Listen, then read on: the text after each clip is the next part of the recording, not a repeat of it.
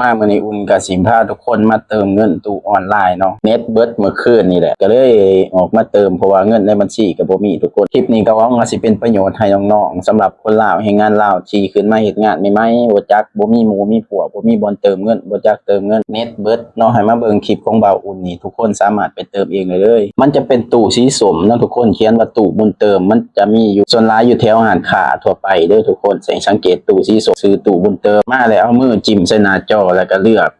ข่ายโทรศัพท์ที่เฮาใส่อยู่เนาะทุกคนหลังจากนั้นก็กดเบอร์โทรใส่มันจะขึ้นจำนวนเงินให้เฮาเลือกเริ่มตั้งแต่10 บาท500 บาทพุ่นเด้อทุกคนอันนี้อุ่นเติมไป200 บาทแต่มันสิมีค่าธรรมเนียมนำเด้อทุกคนแต่มันบ่หลายหรอกเติม200 บาทก็มีค่าธรรมเนียมอยู่8 บาทขึ้นมาแล้วตู้ก็จะให้เฮาป้อนเงินใส่เนาะทุกคนเงินต้องเป็นเงินหามยับหามยอเด้อทุกคนต้องเป็นเงินเรียบๆงามๆเพราะว่าตอนเข้าไปถ้ามันยอแล้วตู้เอาของเฮาออกมาคืนน่ะทุกคนก็เติมไปให้มันพอกับค่าที่เฮาต้องเติมหรือว่าเน็ตที่เฮาใส่เติมแล้วตู้ก็สิประมวลผลให้เฮาเนาะทุกคนให้เราท่าแป๊บนึงมันสิมีรุ่นโซ่รุ่นหยังขึ้นมาให้เฮากดเนาะถ้าเฮาบ่อยากลุ้นเฮาก็กดไม่ลุ้นซำนี้ก็ถือว่าสำเร็จเสร็จสิ้นเนาะทุกคนถ้ามีข้อความแจ้งเตือนเข้าในโทรศัพท์เฮาก็ถือว่าเพิ่นเติมเงินได้แล้วมันสิมีโปรโมชั่นหยังต่างๆมันขึ้นมาให้เฮากดแต่ว่าเฮาบ่ต้องกดหยังดอกทุกคนเติมเงินได้ก็แล้วไปหวังว่าคลิปนี้คงสิเป็นประโยชน์ให้แก่ทุกคนสำหรับคนลาวเนาะที่ขึ้นมาเฮ็ดงานอยู่ไทยใหม่ๆบ่มีหมู่มีพวกบ่จักวิธีเติมเงินบ่มีบัญชีเนาะก็เบิ่งคลิปบ่าวอุ่นได้เด้อนี่เนาะทุกคน